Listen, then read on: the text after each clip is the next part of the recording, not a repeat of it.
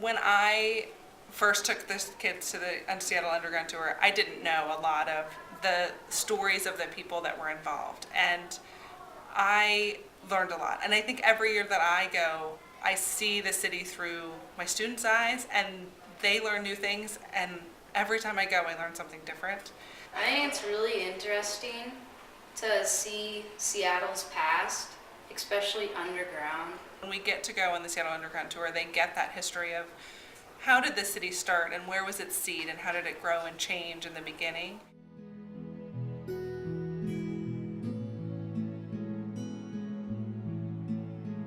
Seattle, a frontier town in Washington in the year 1889, had many businesses and a fairly large population. It was a trade town where people would stop before they went to the rest of the West Coast.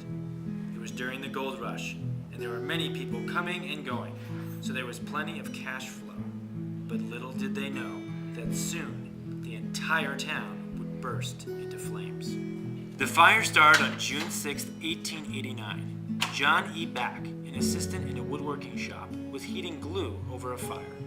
The fire boiled over and it spread to the floor. Putting out the fire would have been an easy job, but the city wasn't going to get off that easily. The floor was covered with wood chips and turpentine. The fire spread to a neighboring building, and then a few more buildings, and before they knew it, the entire city was ablaze. The firefighters never gave up. Even though everyone around them was fleeing, they stayed to fight the fire.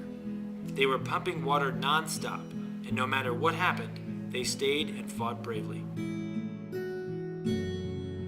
The fire was so severe, it destroyed about 25 blocks. The towns banded together to rebuild Seattle. The armory was converted to a dining hall to feed displaced citizens. Also, businesses started operating out of tents. Since they didn't want to wreck Seattle to build a new one, they built 8-foot walls on the sides of both streets. The people filled in the space between the walls and paved over it all. Then the building began. The people worked so hard, they built 465 buildings in a year.